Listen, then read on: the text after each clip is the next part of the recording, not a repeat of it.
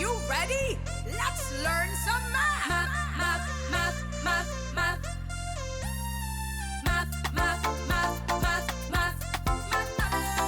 Math, math, math, math, math. Come join me on an adventure. There's so much to explore. Numbers, shapes, and graphs to plot. Solve the problems, connect the dots. Algebra, geometry. Come, take a journey with us each Monday from 5:30 to 6:30 p.m. on ABS TV. Let's get to the heart of the matter. Math matters.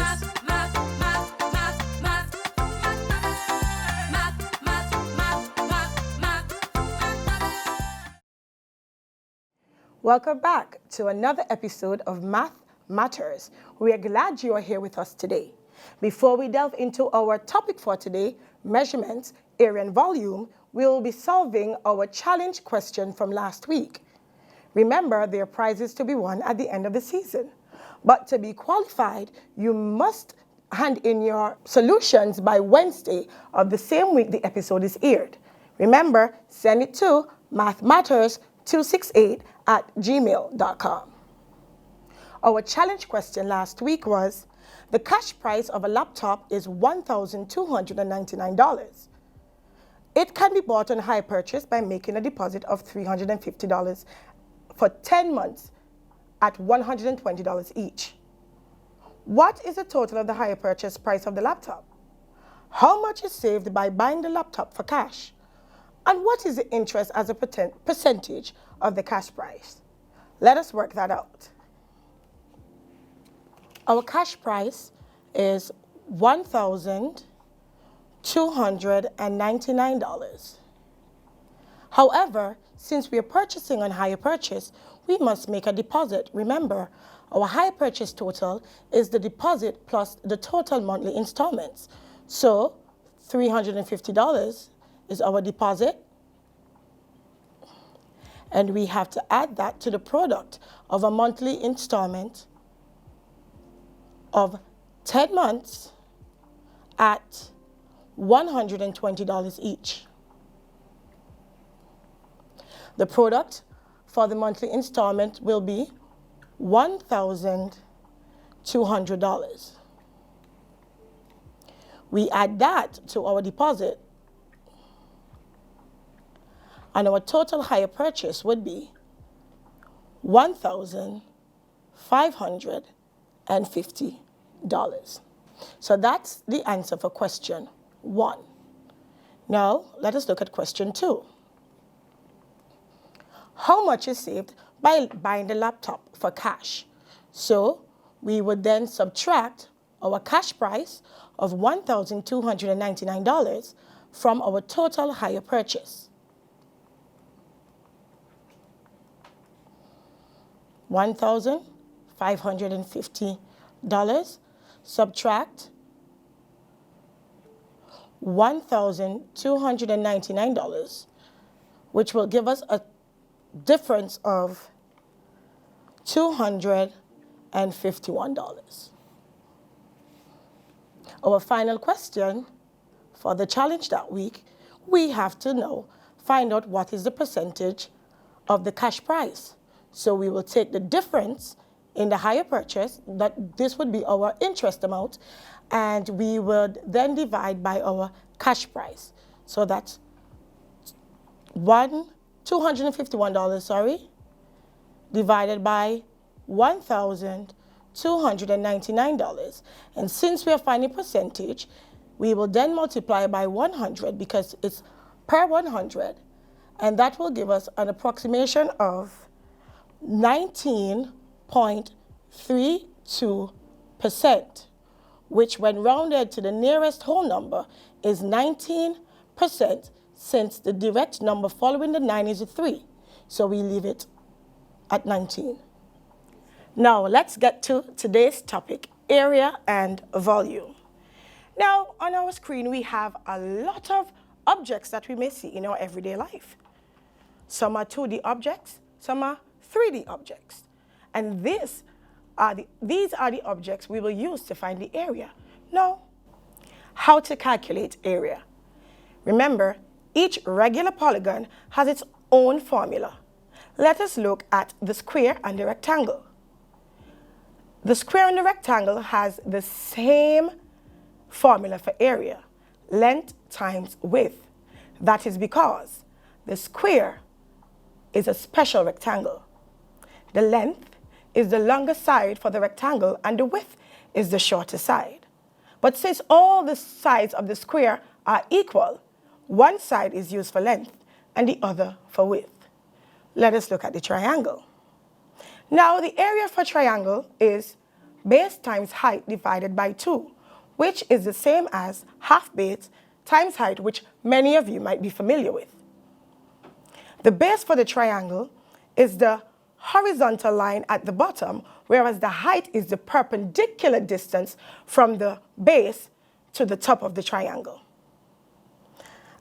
Let us look at the circle. The area of the circle is pi r squared. Pi is recognized as 3.14 to 2 decimal place, or 22/7. There is another one. You do some research. Now, radius in this circle is represented as 21 centimeters, which is the distance from the center of the circle to its circumference, the boundary of the circle.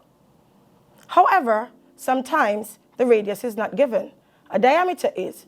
That's the distance across the center of the circle touching both sides. To find the radius, divide the diameter by 2. So, our area again is pi radius squared. Pi times radius squared. Let us take a look at the trapezoid. The area for trapezoid is height multiplied by a plus b divided by 2.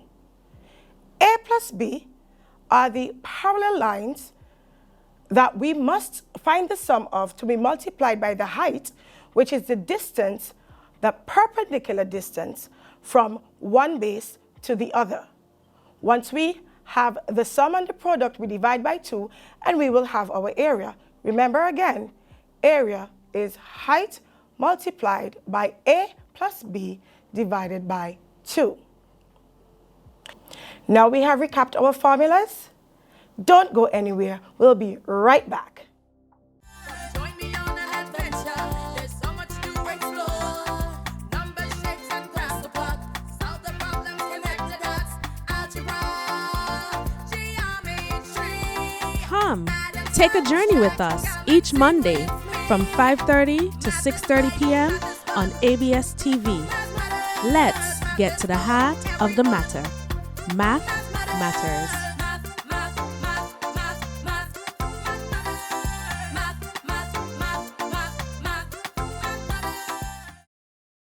Welcome back.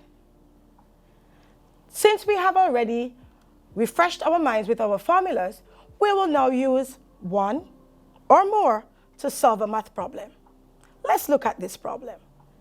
Janice decided it was her time to redecorate her water closet, which is just a fancy name for bathroom. She's getting new floors. She wishes to purchase some tiles but doesn't know how many boxes of tiles to get. First, she must calculate the area of the water closet, determine how many boxes of tiles she would need to tile the entire floor. Let's go through the calculations. Here, our water closet is a compound shape, which means it is made up of more than one regular shape. At this point, I have divided the shape into 2 regular shapes. On one side, let's call this shape A. This is a rectangle. And this shape on this side, B, which is a trapezoid. Remember, our formula for the rectangle is length times width. So we will use that to calculate the area of shape A.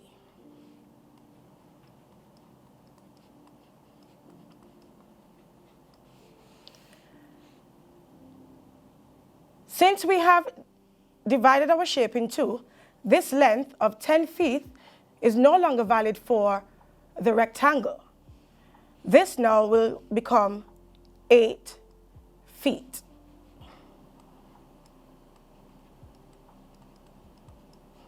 So now that we have our dimensions for our rectangle, we can now substitute. Length, 8 feet, multiplied by width, 6 feet, which is equal to 6 times 8, 48 feet squared. For area is always measured in square units. Now let us calculate the area for shape B. Our shape B is a trapezoid, and the formula to calculate the trapezoid is height multiplied by B plus A, or A plus B, divided by 2.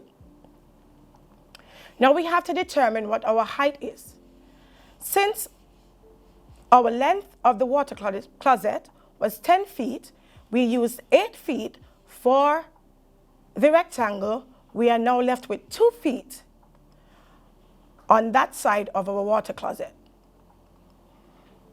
And this division here is now 6 feet for a rectangle has opposite sides equal.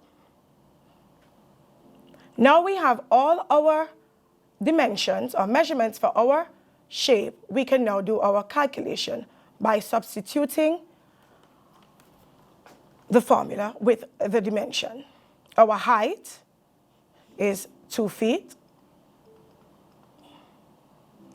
which will be multiplied by our bases, which is 6 feet plus 4 feet divided by 2. So that's 2 feet, and the sum of 6 feet and 4 feet is 10 feet. When we multiply that, we will get 20 feet divided by 2, and sorry, that's feet squared, divided by 2, which our area for our water closet is equal to 10 feet squared. Our total area for the water closet would be the sum of 48 feet squared and 10 feet squared, which is 58 feet squared. We'll be right back, and when we come back, we will find out how many boxes of tiles Janice would need to tile her floor.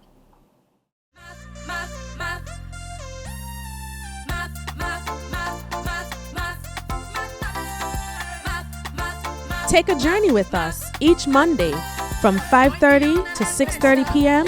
on ABS TV. Let's get to the heart of the matter.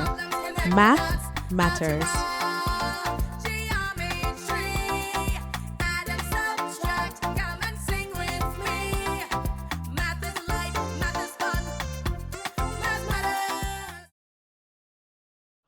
Welcome back, and thank you for staying with us. We will now calculate the amount of boxes Janice will need to purchase to cover the area of her water closet. Janice chose a Millennium Vitrified Onyx Gray Floor tile, which is 2 feet by 2 feet or 60 by 60 centimeters polished. A box of tiles contains 4 tiles. How many boxes of tiles will she need? Let's calculate. A tile is measured or has the dimensions of 2 feet by 2 feet, and 1 box of tiles contains 4 tiles. Remember, her total area for her water closet is 58 feet squared. Let's keep that in mind. So first we have to find the area of 1 tile. So 1 tile, let's call that T, is equal to 2 feet by 2 feet, which gives us an area of 4 feet squared. So now we know that one tile is 4 feet squared. We will now divide our total area by 4 feet. So 58 feet squared divided by 4 feet squared gives us 14.5 tiles.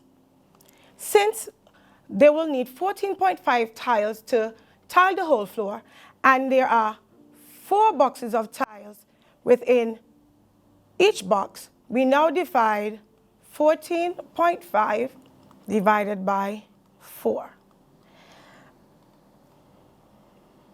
We now will have approximately 3.625 boxes. So Janice will need approximately 3.625 boxes. And since we cannot buy 3.625 boxes, we will have to buy 4 boxes to accommodate the rest of the tile. Though she may have some leave over, there's no problem with that. So she would need 4 boxes of tiles. Janice has decided to take the redecorating outside and spruce up her backyard. She decides that she would purchase an above-the-ground pool. When we come back, we will find the volume of that pool and learn a bit more about volume. See you when you get back. Let's learn some math. Come, take a journey with us each Monday from 5:30 to 6:30 p.m. on ABS TV. Let's get to the heart of the matter. Welcome back. Now let's discuss the swimming pool. But before we do that, one might wonder, what is volume? What is volume? Volume is the amount of space taken up by a 3D solid, or 3D shape or solid. Now, a 3D shape is called 3D shapes because it has 3 dimensions. Whereas what we looked at previously only had 2 dimensions. This shape has 3 dimensions, and to calculate the volume, that is the area of the base times the height. Just like the 2D shapes, the 3D shapes have their own formula for working out their volume. For a cuboid, it is length times width times height.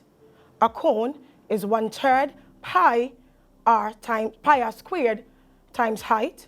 Pyramid is 1/3 length times width times height. Sphere, 4/3 pi times r cubed. And a cylinder is pi r squared times height. We will be using one of these formulas to find the volume for Janice's pool. Let's calculate the volume of the swimming pool. We remember that for finding volume, we use 3 dimensions. But it depends on the 3D shape you have, the solid you have. Now, if we look at this pool right here, we see that we have a base shape of a rectangle. We all know the area of the rectangle is length times width. But since we're calculating volume, we have to add that 3rd dimension, which is the height. So to calculate the volume of this pool, it would be length times width times height, because this shape is a cuboid. So for the hot summer days, as we said, Janice decided to take her redecorating outside and put in an above-the-ground pool in her backyard. She has decided on the metric series rectangle semi-in-ground pool. Those dimensions are length, 16 feet, height, 5 feet, and width, 12 feet. So let's calculate the volume. So now that we have established that the dimensions of the pool are length, 16 feet, height, 5 feet, width, 12 feet. To calculate the volume,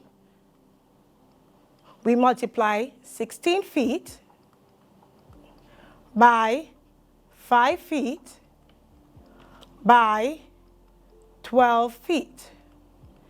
Since we have 3 dimensions, volume is calculated in cubed units. So 16 feet times 5 feet times 12 feet, that gives us a product of 960 feet cubed.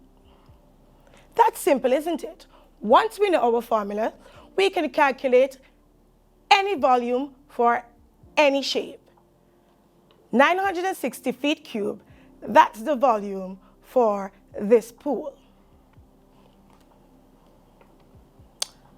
So, since we have now come to the end of our lesson today, we have looked at volume and the areas for volume and the formulas for volume, We have looked at areas and the formula for the base shapes for areas. We have learned that in order to calculate the area of compound shapes, we must first make regular shapes.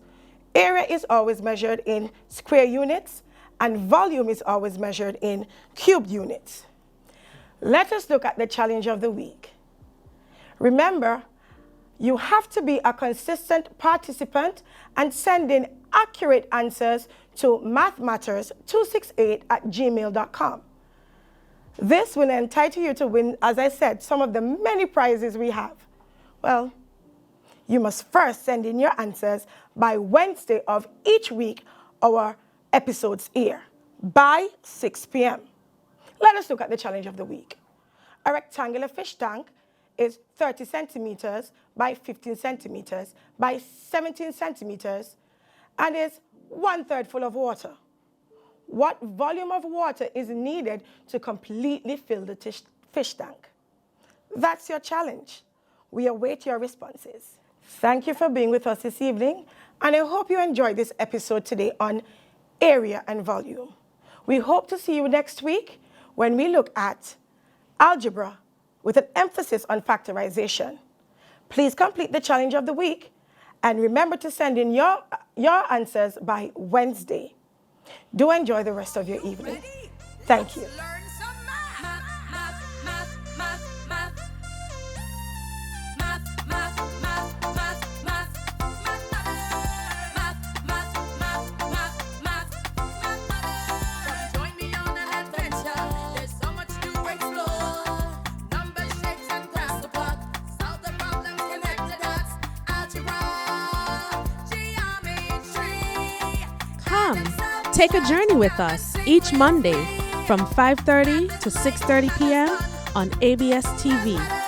Let's get to the heart of the matter. Math matters.